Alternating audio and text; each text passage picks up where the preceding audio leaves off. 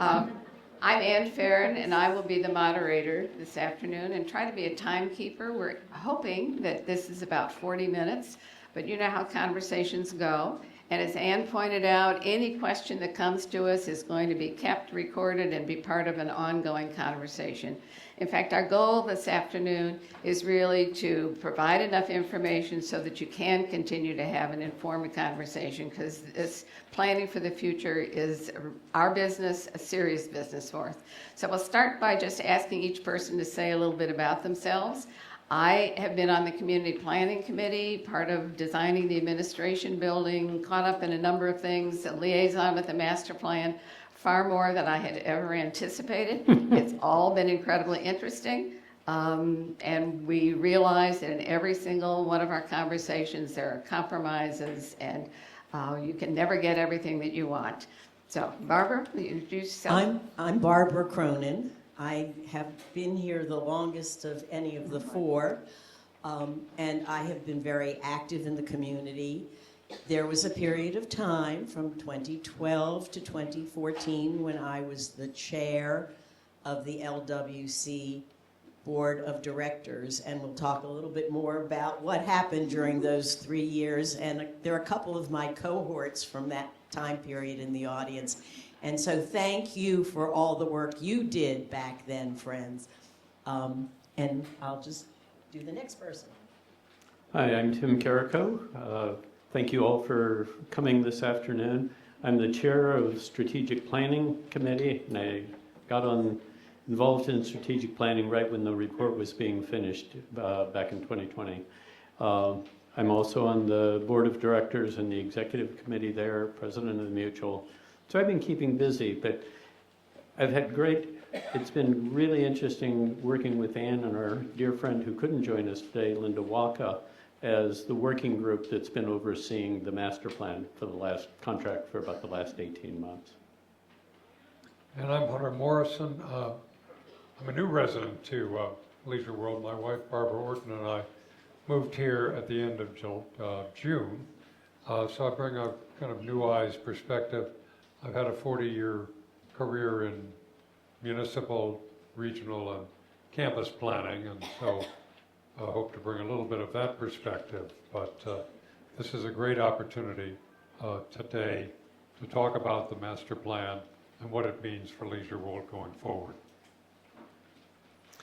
Well, as Ann said, let's get started. And we're going to start by looking at the past and asking the question, what were the founding ideas? What was the vision for Leisure World? Because we are, in another year, going to celebrate 60 years as a community. So, back in the middle 60s, if you can close your eyes and think about this part of Montgomery County as being farmland and forest, I remember it well because I grew up in the county. A person by the name of Cortese, Ross Cortese, who had been building some senior communities in California, decided to try it in the East. And his ideas were age-restricted, active communities with clubhouses, amenities, and lots of green areas. Building residents over time as demand warranted, with various types of residences at various price points, and a whole lifestyle way of thinking. That was very forward-looking at the time. There was no such thing in the state of Maryland. In fact, the community, when he bought the property we are now in had to have special zoning created to address such community. And we were the first, and and we are still, if not the largest, one of the largest in Maryland. And the values continued from the mid-60s until today and thinking going forward. Of course, the community has changed drastically, and hopefully you're seeing some of the pictures early on. I will tell you some of my stories as you're looking at these. I do remember the young guys climbing the globe and the fountain as it rotated. You know, everybody would go, why would anyone want to move all the way out Georgia Avenue? Because there was nothing here really. Well, Manor Country Club was here, but there was nothing here between here and Olney.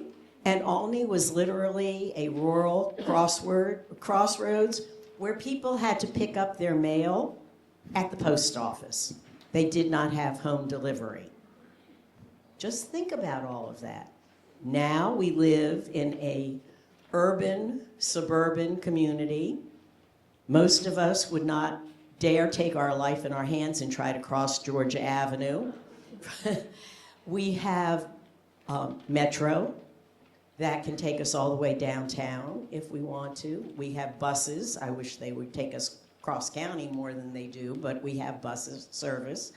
So we're very, very different from what we were then. But we still have our beautiful Audubon golf course. And I hope you all saw the piece in the paper this weekend, so you can go out and see the tour. We have walking trails. We not only have just one clubhouse, we have 2 clubhouses with an indoor and outdoor pool available. We have tennis courts and pickleball courts and all kinds of other things that have happened. And in that time, we have evolved. So in this building, what was once a bowling alley became a fitness center and is now a ping pong room. We evolve because life changes. And while Ross Cortez's 4 overriding ideas about a community are still valid today, how we implement that is very, very different. And that's the beginnings of what we're talking about today. So Barbara, what I'm hearing is the vitality of the surrounding community has really made Leisure World a more of a prized location than it might have been when you began and you saw that. Right. I mean, it's very interesting. There was a time when people from outside of Maryland moved here to be closer to their children. That still happens to a certain extent. But in more recent term, more and more people from Montgomery County and Maryland are moving to Leisure World because they still like what we have to offer. And some of that is the physical, some of it, a lot of it, is our what we call RCGOs, recognized clubs, organizations, and groups. We have about 100, give or take. Some are very small, might be the quilters that are just a very small group. Some are very large, hundreds of residents who are involved, and they are ever changing. We recently had a Filipino group decide that they want to have a club, and I believe that just recently was approved. And so we now have yet another group of people who live in Leisure World and have an affinity group to be able to really make friends and have a community. So obviously, a big part of this is having the facilities in which to do all these things. So how have we been able to adapt and change? You did talk about a bowling alley getting repurposed into a fitness center. Anybody who has been here long enough knows that that was a little substandard. Nice ping pong room now. So what's that process and how did it take place? So fast forward to over a decade ago when I became the chair of the board, and I realized that there was no long-range plan for addressing, upgrading, maintaining, changing the physical facilities. I worked for many decades in Montgomery County Public Schools. And Lord knows, we had a rolling, they still do, a rolling capital budget of what's going to be happening. There was nothing. And so I met with the executive committee, and I said, we need to do something. And so we started working as residents for, okay, what are some of the things that need to be addressed that we know about, and how can we work on that, and how can we get a plan? Fast forward November 2014, the first facilities enhancement plan was approved. Part of that included updating the ballroom. Part of that included the golf course. And one piece of it, which I'm thinking is almost finished, was a new administration building. I think we're down to the last need of having to put the arrows into the parking lot so that we all know which way we're going. If you have seen, even the new parking lot that's outside of Clubhouse 1 was designed to be on grade to make sure it was easy for people to be able to get to the clubhouse. So we have some photos that show you the changes that have come about, but tell me about the leadership for that. Well, so again, when this community was first envisioned, it was one man's idea, Ross Cortese. And for a while, back in the 60s, it was run as a private real estate development program. And then along about the 1980s, they brought in a developer, IDI, and started building high-rises because they realized that there was a different need for the kind of housing. Not everything was the individual duplexes or garden apartments. And so we developed all of those.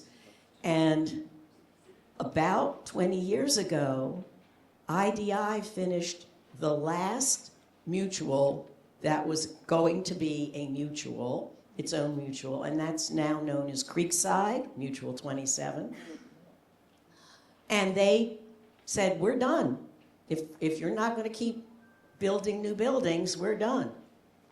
So now what do?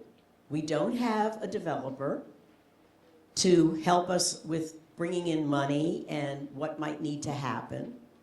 So for a while, management took over and was just doing what management saw fit. And then, as I said, beginning in 2012, the residents sort of said, excuse us, we outnumber you. And we would like to have some input and discussion and debate and argument about what we do, when we do it, and how we do it.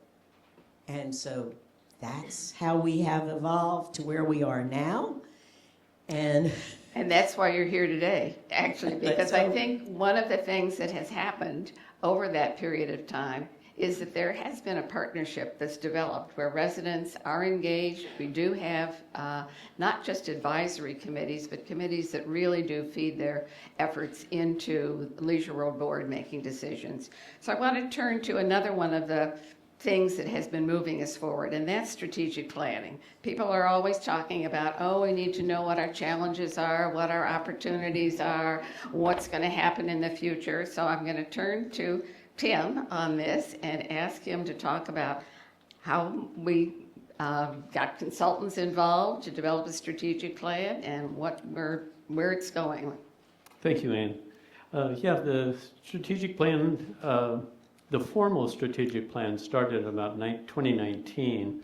There had certainly been a lot of planning that went into the FEP projects from Barbara and others during the time preceding that, but they wanted to have a really outside look at what the next 30 years, or I think this one actually only went out from 2020 to 2021 to 2030. So they hired George Mason's you never remember, the real estate entrepreneurship section of the university to run the strategic plan. So they did a lot of surveys, they did focus groups, and they did a really quality job of providing information. There's still a lot of what we do now is based on the information that was collected at that time. Then I got mostly involved in the implementation side of it, and we were looking at three different parts of implementation. How to improve the community. And that was things like the governance. What do you do with a 31-person board to make it sure that it's effective? What do you do with committee structure? Because Leisure World was bringing in so many people with a lot of experience in a lot of areas that would be applicable to the community. And there was certainly Leisure World Management Corporation was not and still is not in a position where they could hire this level of expertise. So we also look to support residents with the amenities and that working the way that they should. How do you enable them more? How do you support the groups more? How do you advertise them more? All of those types of aspects. What is needed that isn't currently here? What's here and no longer, you only have 10 people left in the lawn bowls club. So how long do you want to maintain the lawn school? And then finally to look at finances, because I moved into Villa Cortese, the last building that was built in Leisure World in 2014. So you can imagine what has happened over the course of the years, 10 years worth of ever increasing costs, the pandemic costs, the supply chain costs, labor and everything else. So we had a focus in the strategic plan that certainly continues today in looking at the finances and trying to make them successful. Next. So what's a master plan? That's probably... Well, let me say a thing about the master plan. We did make a call to start a new facilities enhancement plan. And I was on a small group that looked at the projects, and we began to see that we could not make any decisions about priorities without a master plan, because it was going to be this piece of property for that, or this project would be encroaching on something else. So I'm going to ask Tim to try to sort out what's the master plan, how does it fit with the strategic plan, because we've got these two big initiatives going on at the same time. Well, in its simplest terms, and it gets, no matter what happens, it always gets more complicated, because we had a second call for the facilities engineering projects coming in from the residents this time, not being proposed by the board or that type of thing. The master plan contractors, once we awarded them, gathered more information, more ideas from people in town halls that were very, very well attended and that. But so what is the master plan? In its essence, it deals with the physical aspects of the community. It forms kind of a blueprint for the future. So how do you take the physical things that you have, the buildings, the structures, interiors and exteriors, and make them ready for the future, or design the things that you need to future? We use, Hunter will talk a lot about how you do this with reuse and replacement and that type of thing. But the master plan is the blueprint. Rather than making decisions in isolation, which was a little bit of the project in the first FEP, you really wanted to do an integration. You don't want to build a building here and then decide, well, you really should have built it there. And you could have built these three things together or considered them together and figured out how to do it in a better order, more efficient, more cost-saving, and more responsive to what the community is looking for. So you don't make decisions in isolation. A master plan is also unique to the community. It's not like you can take one from another place and just say, oh, well, this worked over there. That has nothing to do with what works within. So it has to be tailored to be unique, which is what they have done. And really, the plans have to be articulated in terms of the overall vision of where you're going as a community. And that's where master plan gets closely tied back to strategic planning. To next slide. Yeah. Next slide. There we go. There. So you can see the close relationship in my excellent graphic here. But if you think about it, what the strategic planning is really doing is why? What is it that we want to do? Where are we going? And people think of visions as usually being something overly simplistic, like do good. But a smart vision really asks the question of what do you want to be? And the simplest, a great example of one of the things that gets discussed often in that is the vision for Leisure World. We have people who think, well, it started as an active adult community, but as we age, is that the appropriate place? Should we turn ourselves into a community, a continuing care community? You know, offering many more health services than we do now and having that as a focus. There are lots of developments around that are doing that. Should we open our gates to use Montgomery County services? Because they won't do certain things because we're a gated community, but people bring up that, well, it would be more cost effective if they provided security for us, if they provided trash services and that type of thing. And if you think about the three visions, then each of those visions would drive a different master plan. You would be building things to go along with the community, the common care types of facilities. You'd be tearing down walls and changing the safety of the community if you make others. So a vision is of prime importance. Everything that we've heard to this date is that there are enough continuing care and health facilities nearby or in the area, and they're getting to be more and more of them. So what we want to maintain Leisure World as is an active adult community. We know that there's more health services needed in the community, and that's something that can be accommodated within the AAC formula. But I think that's the direction that we're going from, and that's the direction that the master planning is taking for us.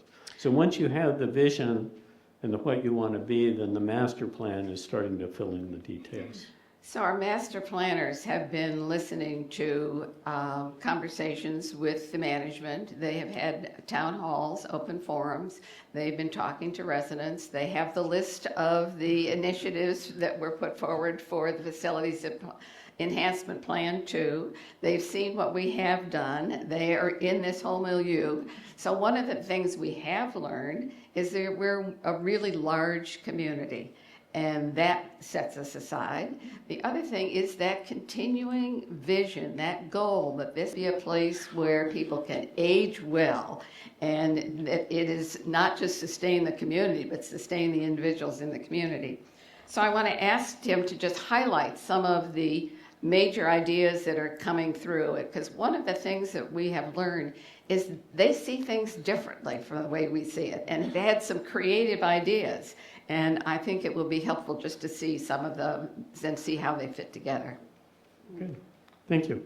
And I should add one thing on the complexity of what's going on, because there's been lots of changes in management within the past year.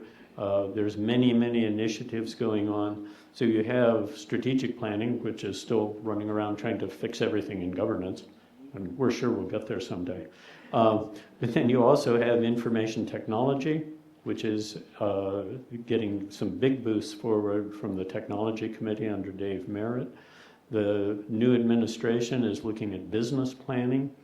We're looking at customer service planning. So there's a giant integration of all of this stuff that needs to come together over the next 2 to 3 years. But some of the key ideas, we're not getting into any real details of the master plan today, but there are themes that Hunter will talk about that really show up here.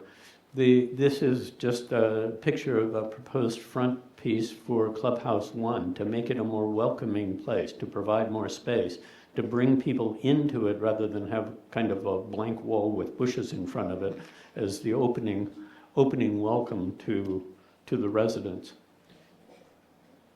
Next. The auditorium. And this one, everybody has been kind of stunned by this because there was talk under the FEP2 project of tearing down the auditorium and building a new one at the cost of $4 to $6 million. They took a look at this and said you could accomplish almost everything, the same thing, for probably, I'm not sure what the cost is, but it'd probably be $500,000 at a maximum. It was just a brilliant concept. You fix this whole side of the auditorium so that you could actually use this exit, and you could bring down all the people that are now forced to sit in the back down into the actual audience, again making it much more an accessible and welcoming place. And so that's one of the design ones that has been particularly well received. Open spaces and outdoor amenities. One of the most important things or core value of the contractors, Torty Gallus and their associates, was to maintain the green space within the community. There were lots of people who felt that if somebody came along, they would say, well, the solution to all our financial problems is just to build more housing on the golf course. And that was not the vision that they had. They looked at the golf course as one of the key green spaces and key important areas of what the community was.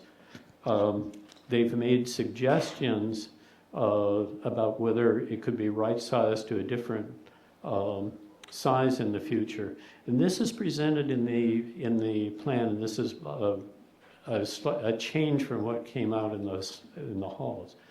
Any changes to the golf course, really all the things that result from this master plan are going to be community driven.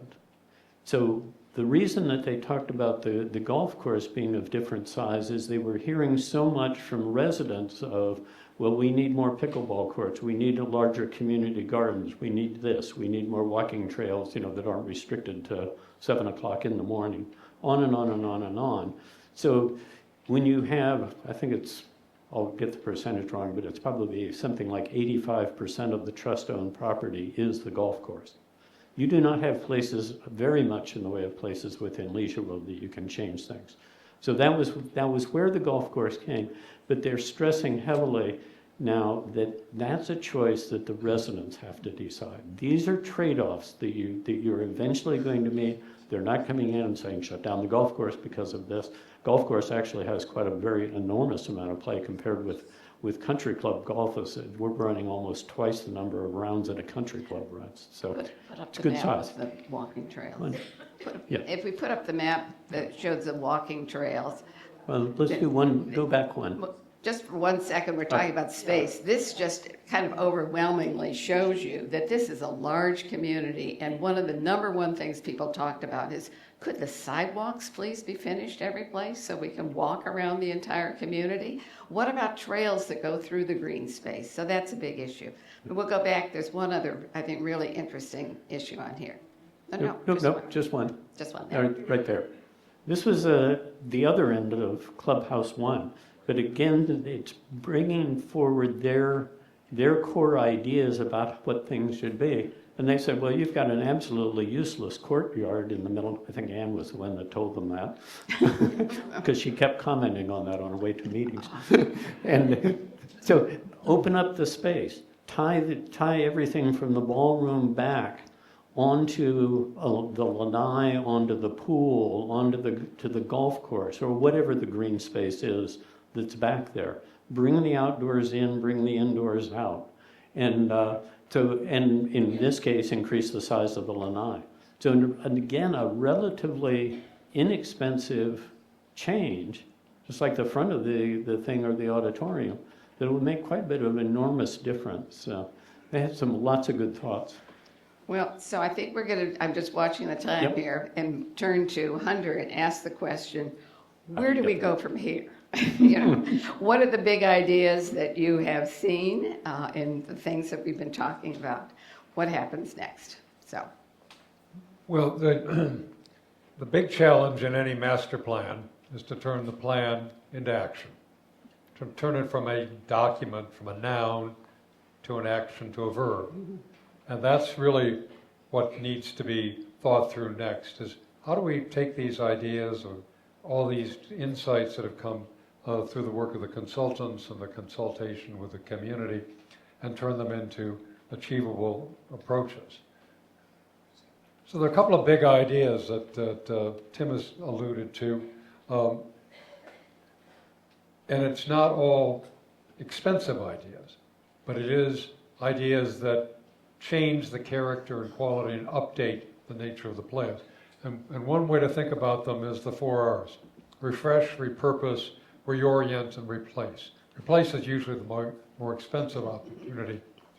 But refresh has to do with how do you bring things up to date. There are aspects of Leisure World, and I'm speaking as somebody who's new to the community, kind of sees it with fresh eyes. There are aspects that are very cool, and there are aspects that are very old. They're tired. They've been here a long time. And we've kind of gotten used to them, but how can we upgrade these? And it may be a can of paint. It may be as simple as a unified design scheme on the interiors. And I'd point really to one of the newest investments being the gym and the workout area and the color scheme in that. That ties back to Leisure World's color scheme. How can we look at our buildings that way? How do we repurpose? We've already talked about how the spaces, now the ping pong room started out as a bowling alley and then was an athletic facility. Reorient's a key idea. And the reorientation that needs to take place, I think in a lot of different ways, is reorienting the interior of the buildings to the exterior. And we saw that in the outdoor pool and lanai idea. We see that in the openness of the front of Clubhouse 1, that idea. But we also see it again.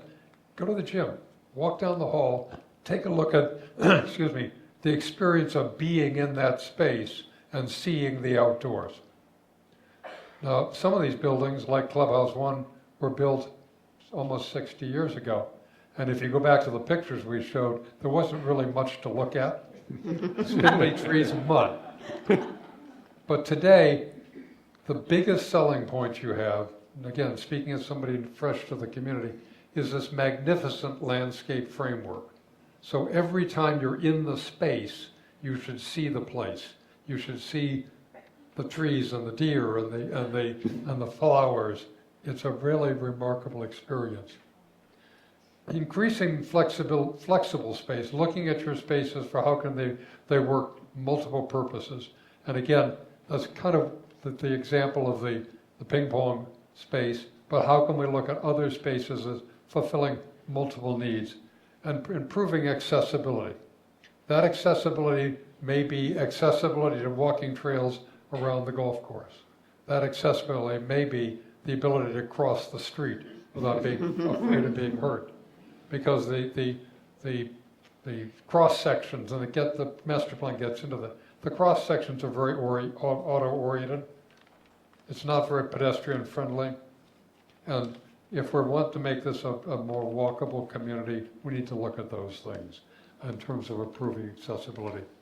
So the big question always is, how do we get there? How do we create conversation that helps people, if not come to consensus, at least be able to begin to agree on priorities, begin to think about what's important. And obviously, one of the challenges, many of us in this room may not be here when they're rolling this out. And there are people who are only now hearing about the facilities enhancement plan that took place before you got here. Well, this graphic is kind of a general graphic of the characteristics of any plan. Any plan looks at what your shared vision is and asks the question, where do we want to go and how do we get there? And what it deals with what you want to do as a household, it deals with what you want to do as a mutual, it deals with what you want to do as a community. Where do we want to go and how do we get there? And it points to the fact that a master plan is, as Tim said, a long-term vision, but it doesn't mean that you wait a long time to realize the vision. There's a path to getting there. And the curved path is symbolic of the fact that there may be twists and turns, but there are also milestones. There are also points along the way that are moving us towards that plan. It may be a simple thing like a can of paint. It may be an investment in improving the auditorium, but they're all in fulfillment of the bigger idea. So do we need to decide at the outset how we're going to do that, or are we willing to deal with it as sort of a messy process? I think it's a messy, structured process. And as Barbara said, it's been a unique and fresh process. But the challenge and the opportunity that exists is one of alignment. How do we move forward together? How do we align our discussions to move our community forward? And again, this is a graphic that shows that the aspect of alignment means taking all these conversations and moving them towards some common, a rough consensus, you might say, of how do you move forward. Linking, leveraging, and aligning your assets is a key idea for moving forward together. And Barbara said it very well, that as the community has moved from being a developer-driven community to a community, a resident-driven community, there were a lot of conversations. It was not an easy process. It seemed like a mess, but it moved the community forward.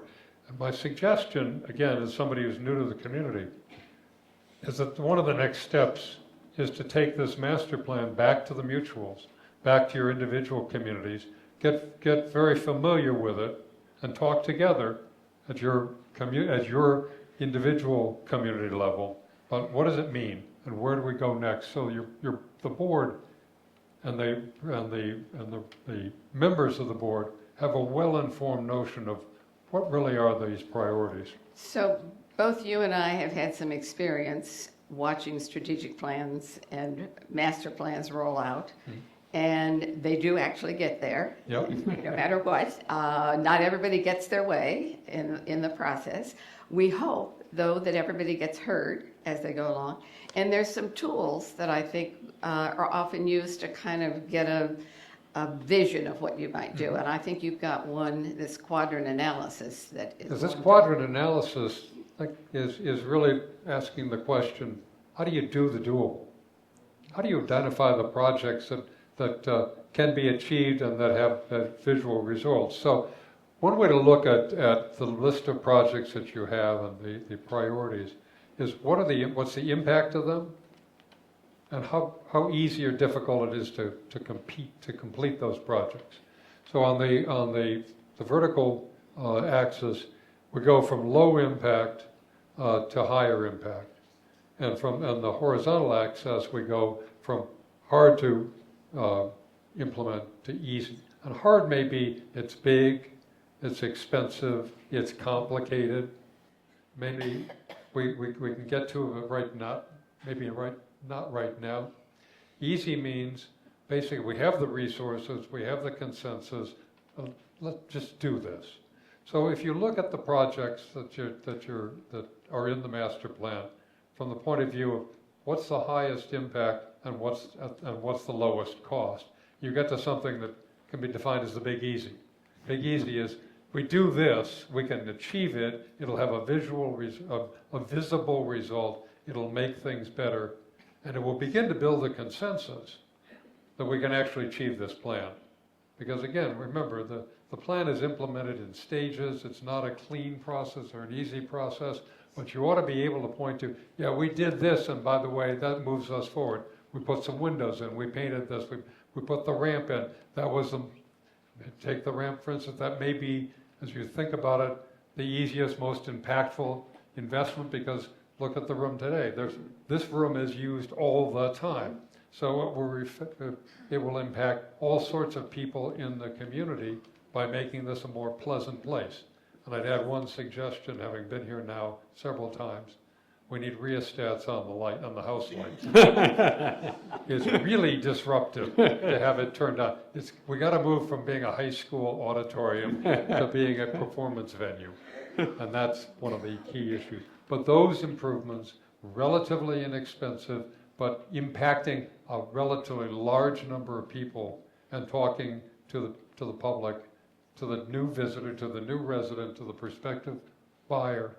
This is part of what you have in Leisure World, a really first class, really neat space, and it's used all the time. So think about the marketing aspect. Think about how this promotes Leisure World, particularly to the new resident and the prospective buyer. Terrific. Okay. So last thing I want to say is just to remember the master plan that will come out is not a directive. It is a guide, a set of suggestions, and the work is ours. And so that's the part where you all come in, and we hope we go forward. So we're going to turn to questions, and I want to ask you some questions. People Just out because we have a room full, I want to ask, first of all, how many people have lived here over 15 years? Okay, look around. How many have lived here less than 5 years? Whoa, okay, you have got a lot at stake in this conversation. How many of you like the green space? How many of you are walkers? Okay, you're using it, good. How many of you are using the clubhouses? Involved in activities? Wow, okay, we have work to do then. How about the fitness center, just out of curiosity? All right, well, you know, you can exercise at home. Comcast will let you do it with just push that blue button and ask for something, so you can do it at home. So if we've got your questions, we will start taking as many as we can. And we're going to do them off cards because we know, well, first of all, let me just try to explain this. We don't want any question to get lost. So any question that's written down, we want to be part of the ongoing conversation. So we also want to be sure that we can cover as many as we can today. I thought they had been picked up before. Sorry about that. Maybe I should ask you a couple of more questions. How many of you came here because you wanted to be near family? Okay.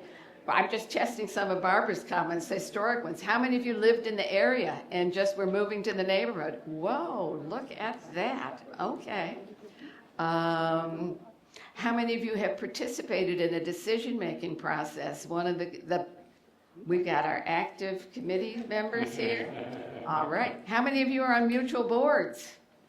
All right, then you really have work to do. If you listen to what Hunter said, you have to take the ideas back. You have to make sure that they're discussed at your local level. That'll be the easiest way we can do things. Okay, Ann, you ready with a question? Well, let's see. I am told I need to move so that we don't have any feedback It's not coming too bad. from. Let's see. I'm just getting a few quick looks at these, and I want to say one thing, first of all. Thank you to the panel, by the way. This was-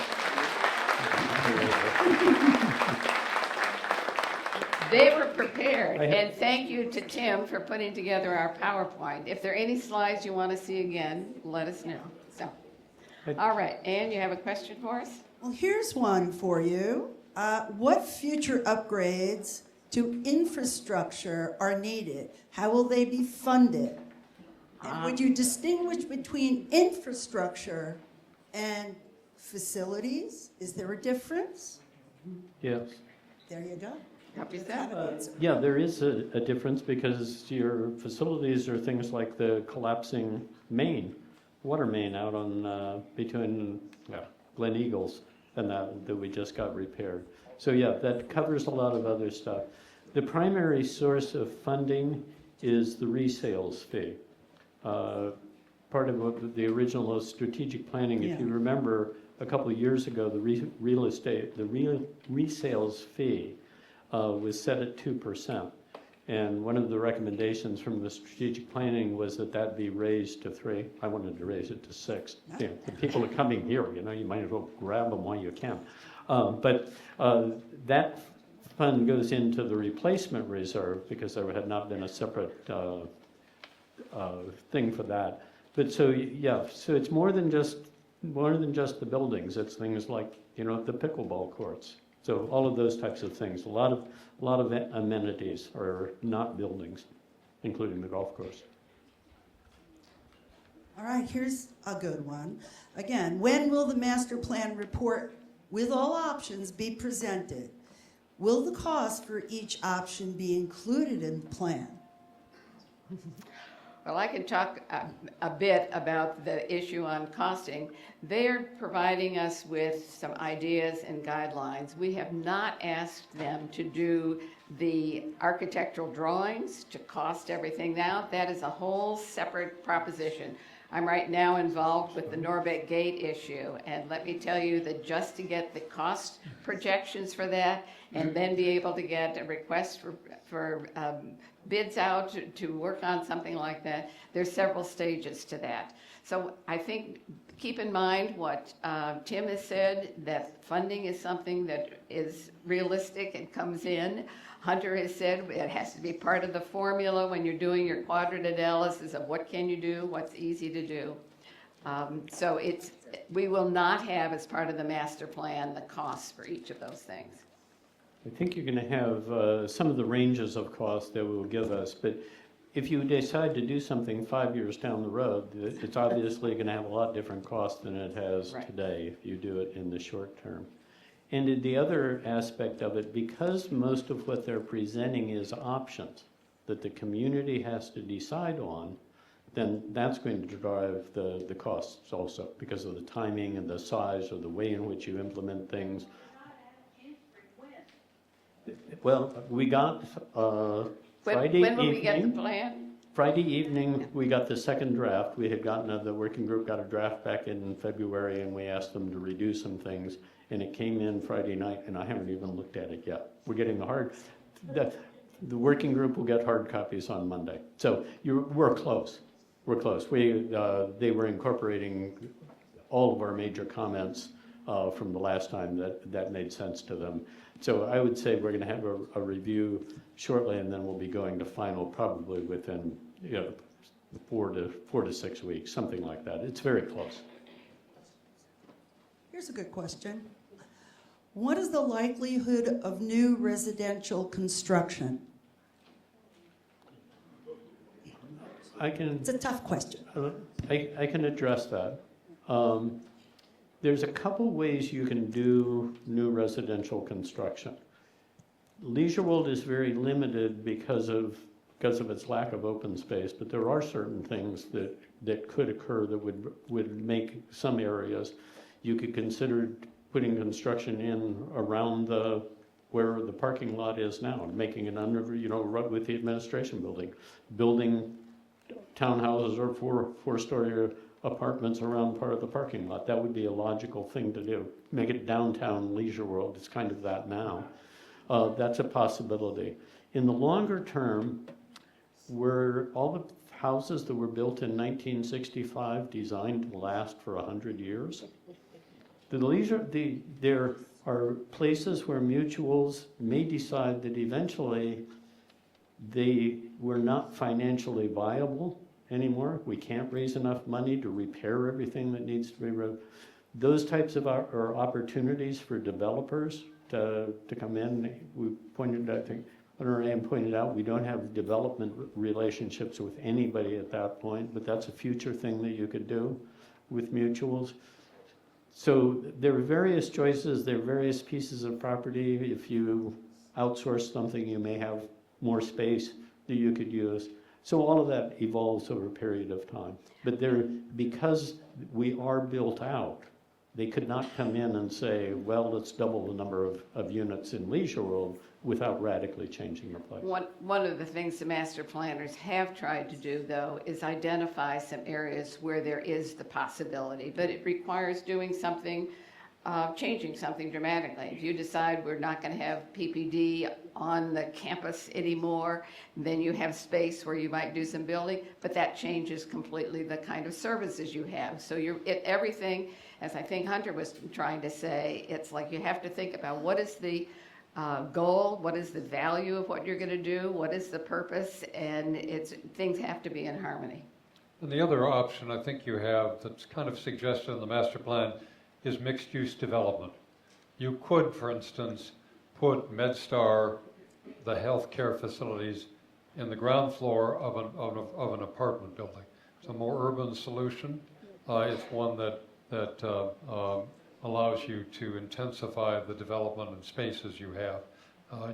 You could, as Tim said, take the parking lot or in front of the administration building and look at it as an opportunity to intensify the development.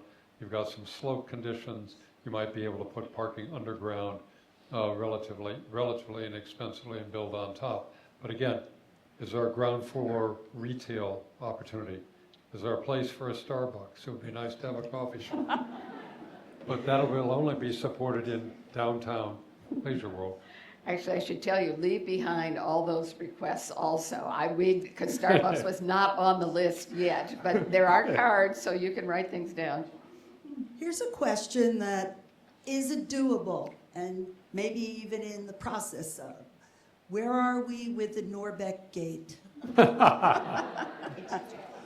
Is Warren Lupson in the room here? Okay, he has just, Warren is the chair of the PPD committee, has just met with the organization that had done the costing for it. The design has been approved by the board. The cost, but not the contract, was at least the round number cost had been approved. We do not yet have a contract for it. Right?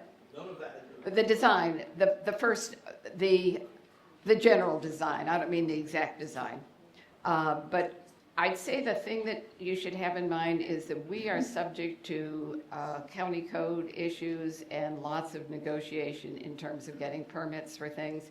And the last meeting I was at, I was very concerned to hear that even though there are safety issues here, that it might take a year to get all of the permitting. And so for almost everything we do, there is that realistic thing. We are not a community all by ourselves. We are in a county, and anybody who's been part of any of the projects around here knows that every single one of them was always like, well, they're coming today, and we're not sure whether they're going to approve this. I even had to go to a hearing before we did some of the buildings with the county to talk about why it would be useful for the community to have it. So nothing is for sure, ever. As much as the county was in favor of electric vehicle charging stations, we put them in Villa Cortese, and it took us somewhere between 8 and 12 months to get the permits to do so, which seemed totally idiotic, but that's a separate issue. All righty, here's an interesting one. I'm going to start with the back of this card. The question is, has the strategic plan been finished? How can the master plan be developed without the strategic plan being finished? Well, yeah, that's what Barbara has the right answer. There is no finish. The strategic plan, however, was submitted and accepted by the board. They did not vote to approve it. I was not on the board at that time. I think the rationale, Barbara, you may have been. You want to talk about that? So what we got from George Mason was a document that really didn't have any definite suggestions or direction. And so it was like, thank you very much, we've got this report, now what do we do with it? And we have been doing with it basically since 2020, trying to figure out how to move things forward, how to address some of the pieces. At one point, the board did take something that came from that plan, which was the possibility of adding a few more residential areas. And the strategic planning committee, small group of people, did lots and lots of research, talked to developers, and came to the conclusion that at that point in time, it was not a viable or alternative to move forward on. So, and that's the way it is with any of these plans. Yes, the first FEP got finished because it had a finite number of projects that got approved, and hopefully in a couple of days, weeks, I will be able to still be alive and say, oh yeah, we're done. But typically, any kind of strategic plan or master plan is ever evolving. You start with some ideas, you start with some concepts. There is research, there is development, there is discussion, and then either it continues to move forward or you go, no, wait a second, we want to take a little bit of a left turn or a right turn or sometimes even a hard backstop. So they're never done in that sense, but they give you a way of looking at how do we keep the community vibrant and alive and worth people wanting to move in here. And that's really important, because those of us who are here already, well, we're here. But at some point, we may not be here. And then we want other people to want to move in. And so that's a never-ending process. That's community will be celebrating 60 years of its existence, and it's still moving forward. I'll add, with the help of my superb vice chair on strategic planning, we have made significant improvements in finances. We assisted with that. We've made enormous improvements in governance, reforming all the committee structures and what they do and what they can offer the community and the board. We've made improvements in the board. We want to make more, because you can always do more with these things. And we've really helped in the area of the amenities and supporting residents. So the fact that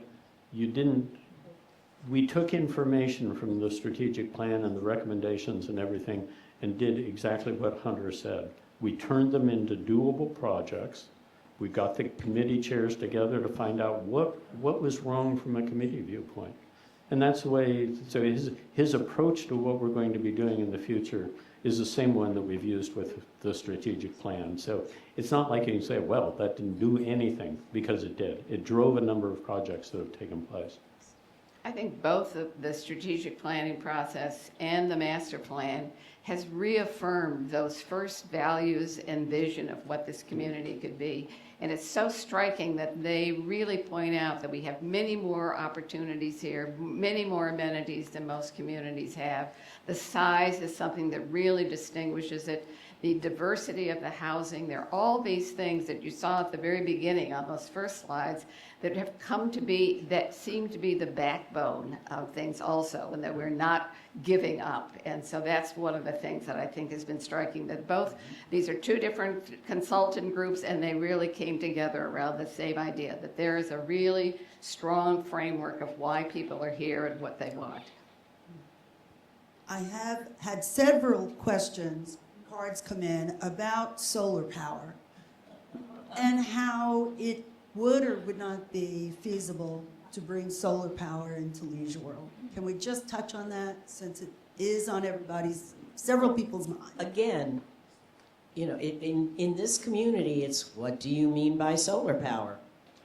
So it is conceivable that somebody who lives in a single family home can put solar panels on their home, on the roof of their home, and if their mutual approves it, and that would be one thing. What we found out with the administration building is that it was not at that point in time doable as and financially appropriate. And one of the things you have to remember with that is that when you're talking about the trust properties, in other words, this building, any of the buildings that we all contribute to, then we're not entitled to any of the rebates and wonderful deals you hear the county talking about if you want to put solar panels on your own home.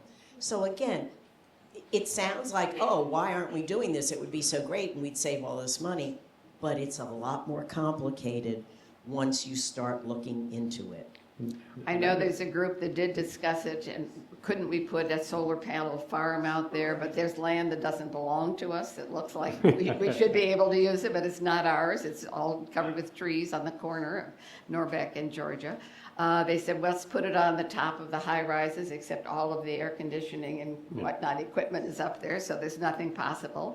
Then it has to be oriented a particular way for it to pay off, and it seemed like the PPD building might be the only place, but only one part of it. I wasn't part of those conversations directly, and maybe there's somebody here that was, but it really was, I think, a serious discussion that considered a lot of options, and it just wasn't something that was going to be workable for us. We good? Okay, here's sort of a two-parter. When we were talking about strategic and master plan, will those decisions have to wait until we see a new general manager hired. Then take that to governance in general. What is the difference in the scope and authority between LW board and management? Can LW board overrule management decision? To what extent does management consult with LW board? How could governance structure become more democratic? She The Gordian knot. So, all three of us pointed. She grabs her microphone, okay, ready to roll. so bottom line is, the LWCC board is the top of the pyramid. And currently, LWMC is a wholly owned subsidiary. Okay. I was looking to somebody who could help me with it, making sure I didn't actually step into it too deeply. Again, this is a community that is actually run by the people who live here. However, and I'm going to say this with love and affection for where I currently live, much like Montgomery County, about 10% of the people who live in Leisure World are active in the governance of Leisure World. Now, that isn't telling those of you who aren't active that there's something wrong with you. It's a fact of life. Montgomery County is basically at the same point. And so, if you want to get involved, if you want things to happen, then, do something. And if you're okay with how others are handling it, then you are possibly part of the problem. People who know me well know I'm very shy and never say what I think. Well, I want to say something about the do you have to wait, because I think Hunter pointed out we got a lot of work to do in terms of building a conversation about this. And one of the ways, I'm also got a political science background and have worked in cities with board structures. One of the things that strikes me is the mutuals are individual territorial communities, like a city ward with a city councilman. And when I started working in Cleveland, we had 32 city councilmen. Now it's down to about 15. But you had to learn to work with each one of these communities. They're very different. They're very unique. But the council brought these actors together, and what emerged, and when things happened, was a rough consensus about how the city is going to move forward.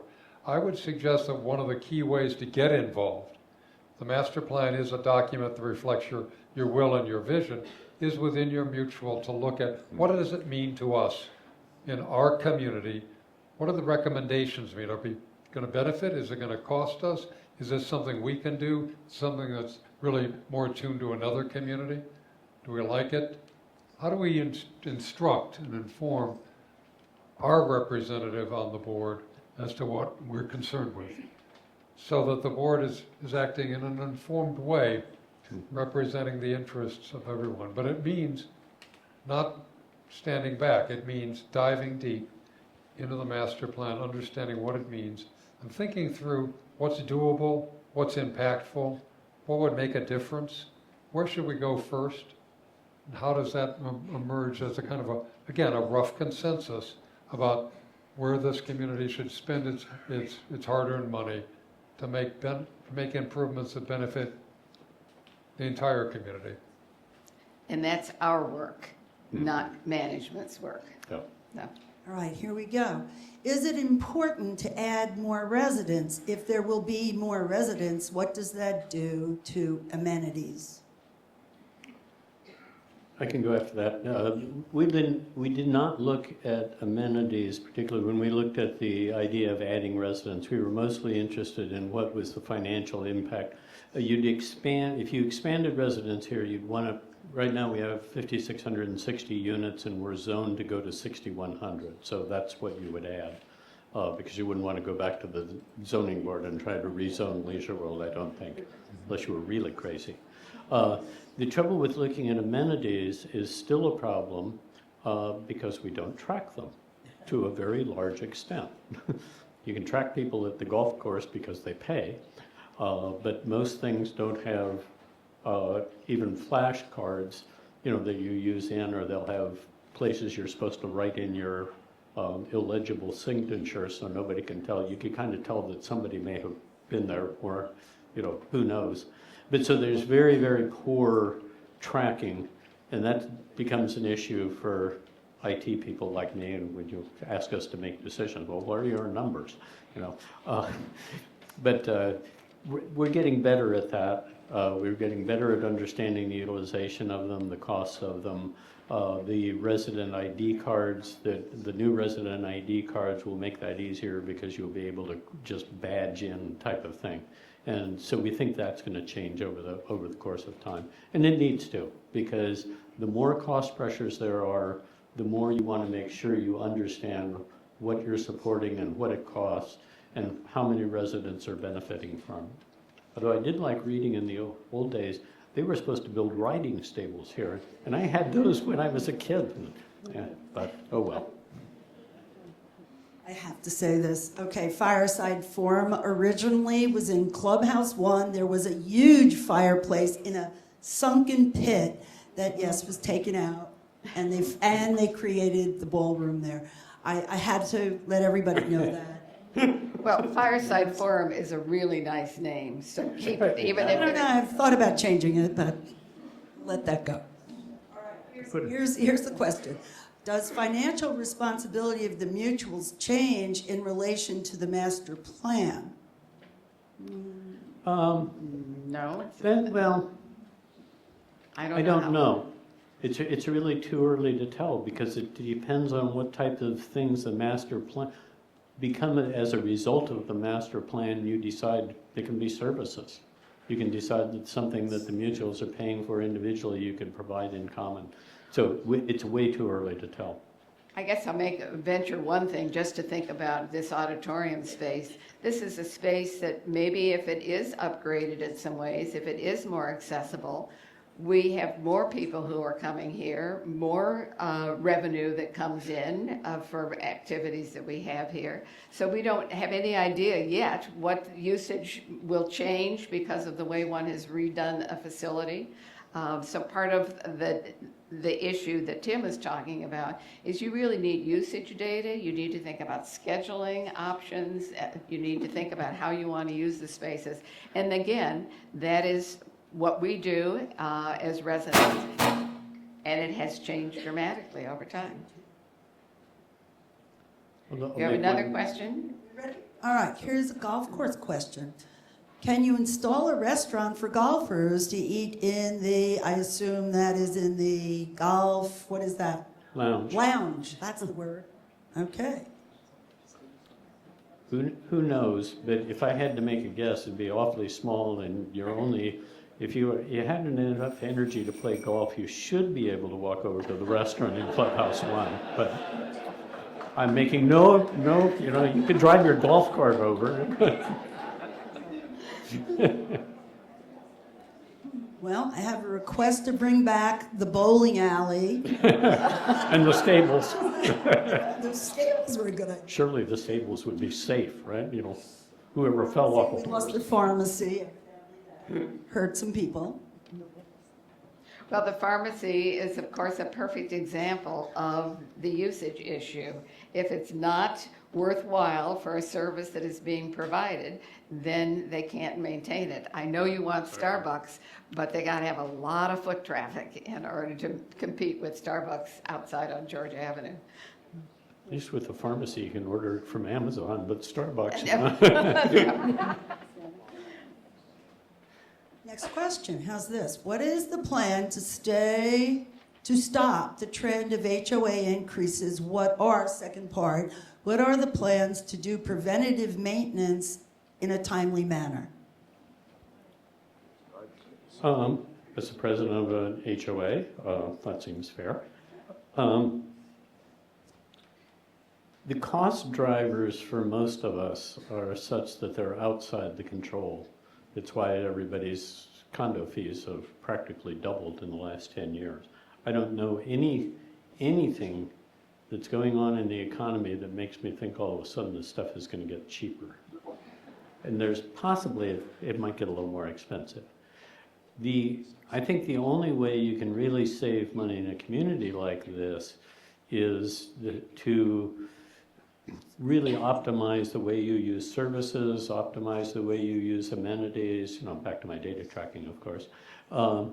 Because I don't know how else, I don't know where, the mutuals work really hard, all of the mutuals, from the smallest to the biggest, whether you're in high-rise and high-rise presidents, we have monthly meetings that discuss ways to, what's going on that optimized the money, who did what, where did they get a good contractor, how did they go about contracting it, what kind of sources did they use, what kind of services are they having to do, what kind of things are they having to do to their buildings because of the age of them. All of that gets discussed over and over. And I can't imagine any mutual that is wasting 20% of their money, and without the residents having, removed the board physically. And I would like to say that our management company, and particularly the Budget and Finance Committee and the chair, who happens to be here, have been working very hard at identifying and addressing any areas where what the expenditures were from the management company that were not appropriate can be reassessed, redefined, reduced. And that is also helping. But again, it takes time, it takes work, and it takes people who are interested and willing to do that. The technology committee is a good example. They're looking at common software. Right now, a number of the mutuals have software that, different software packages that they were forced to implement. If you can move to common stuff, if you can have a single place where a Leisure World address is entered and is accessible to all of the systems and to the mutual, so when a mutual updates and say this apartment is no longer done, everybody, all the way through physical properties, has access to that information. Those types of things do save money. I think embedded in that question also was the question about keeping up things. And I think reserve studies is surprisingly a very new initiative for communities to really be very conscientious so that they know over time what is the lifespan of things, how do they plan for the money. And as some of you may know, that has now become mandatory, but I think all of us were ahead of the game on that, which is nice to know. But many facilities, many communities did not have reserve studies, and therefore they were not planning ahead. And I think, people think about Surfside and the building collapse in Florida and suddenly go, oh my goodness, how could you not know that someplace was not safe and that you were not funding it? But I think we've been serious about that. And again, I would a shout out to our budget committee that there is a capital budget, there is additional funding going into reserves, there is a plan. And once you have a plan, then you get to compare things. And then I'll support Tim with his data thing. Then you get to really think ahead. What is it that you need to be doing? What can you stretch out? Alrighty. I have a question about bike paths. It's sort of a general question, so I'm going to just throw it to you as, what did the master planners really hear from residents about the need for bike paths and how to deal with that request? Well, I'll talk about it for a little bit I know. They actually think bike paths are important, safety. One of the things we talked about, though, is how do you get from the bike paths within Leisure World to the next place you want to go, which is like across Norbeck Road and maybe onto the bike paths down 200. One of the things I did on behalf of bikers is anytime I saw someone, I asked them, what do you do? How do you do the bike paths around here? It was either put the bike on the car or take their life in their hands trying to get out through the county. We really are in a very funny position where we have got bike paths available, but not close enough so that it's seamless. And so that is a bit of a challenge. Within the community, they have a lot of ideas about making the roads safer. Many of them are the things that in other communities people don't like. They don't like to have the road narrowed down. They don't like to have barriers. Anybody who's driving through Bethesda now wonders what all these white posts are and how are you ever going to make a right turn because of all of that. So, but they're well aware of it, and it will be a section in the plan. We didn't spend time talking about the safety and transportation part. I almost included a slide of their proposal for doing bike lanes. They had two different, you'll see Right. when you see the plan, they had two different plans for doing them around Leisure World Boulevard. But it was. But I want to got know who the too bikers complicated. are. Put your hands up, bikers. So now look for each other. That you Okay. need to know who the other bikers are so you can help us with this. One way And no to- for voting twice over here. They bike together. It's okay. Am I right about we've got bike paths and there are other bike paths, you just can't get to them, so. One way you might want to think about bike paths or bike lanes on the main Leisure World Boulevard is as part of a traffic calming pedestrian safety approach. Yeah. These roads have a 1960s geometry. The design standards of the 1960s placed 100% value on the speed and accessibility of the automobile. This is not appropriate for a active aging community because it introduces wider streets and wider crosswalks. When you have essentially a one-lane road that is physically about almost a two-lane roadways. So one way to think about it is part of your strategy for improving pedestrian safety at the intersections and on the roadways. Bike lanes can psychologically change the way in which people drive because it makes it feel like it's a tighter roadway, whether or not there's a biker in it, and then it provides safety to those who want to bike on the road so that they are more encouraged to do so. So it's part of a strategy that you want to think about. So now I feel obliged since we're at an hour and 15 minutes. Do you want us to continue answering questions and you want to stay, or is this enough and you have got to start on the conversation and you can carry it forward? 4 o'clock? All right, we'll go for 4 o'clock, but anybody who has to leave, we will not be insulted. How's that? Let's give people I guess I should. just that little moment for those who are anxious. Right. We do want to be out by 4. Whoops. Yeah. That changed a few It tells people's us minds. they're voting with their feet. And I'm just considerate of Jasmine Yeah. because she has given her Sunday to us. And again, by 4 o'clock, we like her to be able to start to take care of all the technology. Thank you so much for those who have had some questions answered. Let's see where we go from here. Actually, this is the jumbo question, so keep your interest. Let's buy more land. This is a good friend of mine who calls this place a little paradise. Okay, let's cover everything. How about the children's playground, the loss of bocce courts, and the dog park question? We'll just throw it all into one big grocery cart and throw it up there. But what is the question? How do you want to handle? Well, how would we handle these requests for, dog park, playground, bocce courts, Well- et cetera, et cetera? We get that was the request for more amenities and the interest in more amenities at the town halls was one of the things that led the master planners to even consider changing the size of the golf course. They're in the proposal, and I haven't seen the final of it, but we talked about this with them a couple of weeks ago. The golf course is, that's a future decision for them to make. At this point of time, if you do not change the size of the golf course, I think the projects that they said that you could not probably do a dog park. You could not expand pickleball courts significantly because if you used the back 9 of the golf course, you would put them down by the clubhouse. So it's those type of trade-offs.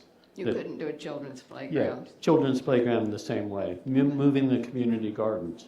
which would open up some space where you might want to build, any of those. So they do specifically cite the options that they don't think you can do, because that's important to consider.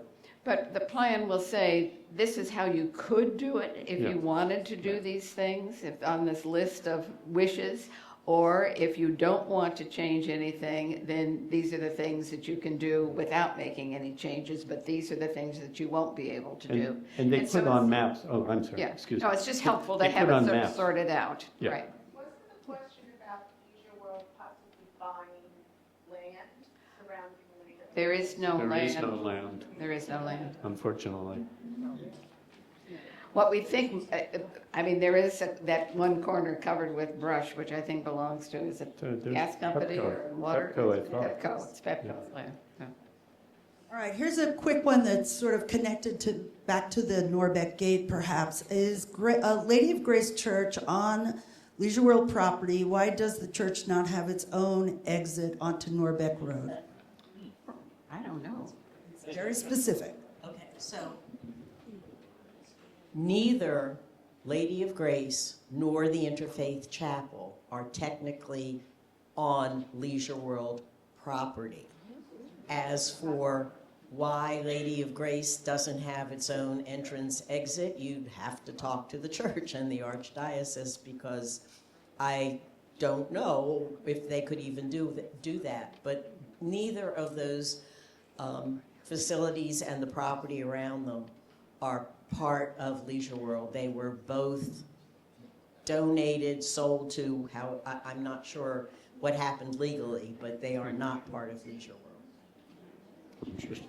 Wasn't interfaith very much part of the original design, or at least The started concept early? was, but then the property was no longer part of Leisure World, so. I think it's difficult sometimes to understand that there is trust property, and then your mutual property, and everybody owns their property, and then there's this concern about what are we going to do about culverts and water management and electrical grids and all the other things that support this property. So, Here's a quick one. Do we need a new cell tower to get better cell service within Leisure World? Depending on which service you It's- use. yeah, the way you choose your cell service is to ask everybody whose is reliable, and then that's the one you choose. Somebody's looking into it. All right, here's one. What is the relationship of the master plan to the 5-year and longer plan that schedules The capital budget? needed R&R maintenance? R&R? Reserve, the replacement reserve. Replacement reserve. Very good. Yes, that'll be tied in. We haven't had the master plan available. I mean, the 5-year R&R plan is of recent vintage, since the first reserve study by Leisure World is relatively, I think it used to be in the maintenance budget in the past, or, a maintenance type of issue. But yes, they will be closely tied in the future. All right, here's a question. Is Leisure World fighting the county's proposal to increase fees on high-rise apartment residents by up to 2.5%? Is that just I don't know what it- general or electric or lighting? Does anybody know anything about this question? Wrote this question? Well, Just Jim, to raise our governance committee, we have somebody that might answer this. Jim? The county is considering raising the fee each unit owner pays. Right now, each unit owner pays something like $1 that's right. That's the a thing year. that Henry sent And around. they plan to raise that to $100. 15 times that amount. Yes. Leisure World has sent a letter to the county council objecting to that raise. And many mutuals have sent a note to their residents also asking them to send notes to the county council. Is Henry Jordan still He's here? on here. Because he sent a note around to the high rises. on doing that. The addresses to send it to and the suggested comments. Yeah. All right, here's a quick one. Are you planning to upgrade water quality, upgrade of air quality within the high-rise buildings? Okay. Not part of the master plan. Not in the master plan, no. Not in the master plan. All right. Well, because you're not rebuilding mutuals in the master plan. That would be a pure mutuals problem if they have either water or, you know, you would need to filter or change it, do better air. All right, here's a quick one about the outdoor pool and the issue of maintenance that it needs and/or cracks. We make reference to perhaps it is really becoming outdated and needs a major overhaul in the outdoor pool. I don't know Well, too much more, but unlike the master plan's proposal for this auditorium, which was don't tear it all down and start over again, but to do something that was unique and interesting and that would take care of the problem, they are suggesting that an outdoor pool is something that needs to be done. And you can say to yourself, well, gosh, everybody doesn't use the outdoor pool. Are we really getting the benefit of that? And one of the observations is when you look at communities and what is it that stands out, it is what's their front door look like, what does their outdoor pool look like, and for us it's what does the green space look like. So it really has value in addition to being the pool. One of the things that has come up, of course, is accessibility issues and making sure that it is something that is accessible for people who cannot just go down the stairs or climb upstairs on the side of it, to get to it from, where we did not have parking that was appropriate. So all those accessibility issues, which I think Tim tried to highlight before. If I remember hearing correctly, the pool had some problem that was forcing them to get a waiver because it wasn't meeting county standards. As a swimmer, there's another aspect to the outdoor pool, and that is that the shallow end is way too shallow. You knock your knees on the bait. And scrape your toes. So it needs to be, it's not something that would attract regular swimming, go back into the indoor pool. So, but it is a curb appeal question. Yeah. It's one of those things in every Redfin promotion of properties in Leisure World, you see the globe, you see the outdoor pool, you see the golf course. It's one of the things you promote to somebody who's, like we were, coming from outside the region and looking, is this a place we want to consider? Mm-hmm. I have house guests, my sister-in-law, at the moment, and they both worked down in Orlando, working at Disney World. And it's the first time they've really had that chance to drive in here at just this time with all the trays. And so they've watched Orlando grow and all the retirement communities, and they said, this place is just unbelievably beautiful. It's because it's green. Another question? Do we have time? You've kind of run out of them? how about covering the deer population? The Squirrels? I don't think they planners mentioned aren't it, gonna do nor would I. Anybody It else was a want question out there, trying to cover a few of those that are outside of the facilities and maintenance, et Well, I cetera. always feel like what we set the master plan was. It's physical. Well, I always feel like we need to explain kind of the latest projects, and people have asked about the turnaround in front of the terrace dining room, and what is this round circle? That is a water retention area. They ask about it on the side of the new administration building. That's water retention pond. We really are obliged because of where we are in the Chesapeake Bay, et cetera, to have the right kind of drainage, et cetera. So, but over time, they grow up with plants around them, and they look nicer than they do in the very first year. So, we are, again, just underscoring everything we do has to fit against the guidelines and the legal issues where we are. But we've done well, and as you also know, we get support from the culvert repair, as we're getting support from the state for that. So we are a desirable community for lots of reasons. Anything else? Because we made you write down questions. I think Thank you everybody's. for coming. Thank you very much. Yes, looking very, thank you. Thank you.